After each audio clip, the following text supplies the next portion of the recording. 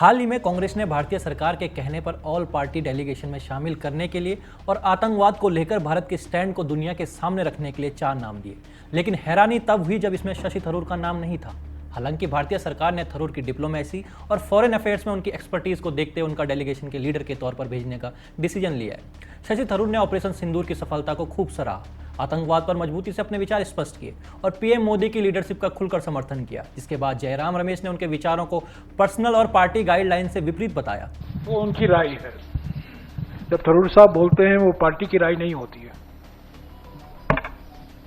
ये साफ दिखाता है कि कांग्रेस का न तो भारतीय सरकार पर भरोसा है और न भारतीय सेना पर गर्व। लेकिन आज चर्चा भारत विरोधी कांग्रेस की नहीं, बल्कि चर्चा इस बात की कि क्यों बार बार कांग्रेस के भीतर शशि थरूर जैसे नेताओं को साइड लाइन कर दिया जाता है। नमस्कार, मैं अभिषेक, आप देख रहे हैं द पैम्फलेट। दोस्तों, परिवारवाद के स्तंभों पर खड़ी कांग्रेस में चापलूसी और गांधी परिवार से लॉयल्टी पार्टी में ऊपर उठने के लिए कितनी जरूरी है, ये तो जग जाहिर ही है। जब से राहुल गांधी ने राजनीति में कदम रखा है तब से और अब तक कांग्रेस ने इस बात का खास ख्याल रखा है कि कोई और कांग्रेसी नेता राहुल गांधी से बड़ा ना दिखे। और साल 2010 के बाद से इन चीजों का पालन कांग्रेस ने सख्ती के साथ किया है, क्योंकि तब से राहुल गांधी ही कांग्रेस के सर्वे सर्वा बन गए थे। फिर चाहे राहुल गांधी कितने ही अयोग्य, अपरिपक्व और भारतीय समाज से दूर हो, इसी वजह से ही कांग्रेस न जाने कितने काबिल नेताओं से हाथ धो बैठी है, या यूं कहें कि उसने न जाने कितने ही अच्छे नेताओं के पर काट दिए हैं। अब थरूर की बात करें तो उनकी लोकप्रियता पिछले कुछ वर्षों में काफी बढ़ी है, खासकर भारत के युवाओं में और विदेशों में। भाषा पर उनकी पकड़, डिप्लोमेसी और भारतीय संस्कृति के ज्ञान की उनकी खासी चर्चाएं होती हैं। ऐसे में पहलगाम टेररिस्ट अटैक और उसके बाद ऑपरेशन सिंदूर पर उनके विचारों ने लोगों का ध्यान खींचा है। अब इससे हुआ ये कि जयराम रमेश और पवन खेड़ा जैसे दरबारियों में हलचल मच गई कि अरे, राहुल जी को सुनने के बजाय देश शशि थरूर को सुन रहा है, इसका तो कुछ करना पड़ेगा। तो कांग्रेस ने कर दिया। कांग्रेस ने लिस्ट से शशि थरूर का नाम ही काट दिया।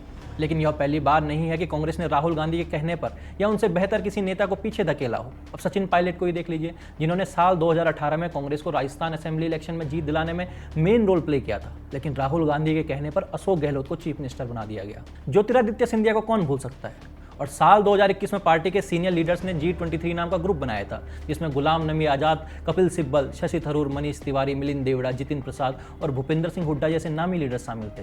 उन्होंने सोनिया गांधी को बेहतर लीडरशिप और संगठन में बदलाव की मांग करते हुए लेटर भी लिखा। लेकिन उसका रिजल्ट क्या आया? उसका रिजल्ट ये आया कि कपिल सिब्बल, गुलाम नबी आजाद, मिलिंद देवड़ा, जितिन प्रसाद और अरविंदर सिंह लवली जैसे नेताओं को पार्टी ही छोड़नी पड़ी। दोस्तों, आज भारत के मैप पर कांग्रेस सिमटती ही जा रही है, लेकिन परिवारवाद की बेड़ियों में जकड़ी इस पार्टी के उद्धार का कोई रास्ता नहीं दिखता। थरूर को भी खोने के कगार पर बैठी कांग्रेस जब तक अधेड़ उम्र के राहुल गांधी को युवा नेता की तरह दिखाना और भारत विरोधी एजेंडा को बढ़ावा देना बंद नहीं करती, यह गर्त की ओर गहराइयों को ही खोजती रहेगी। धन्यवाद।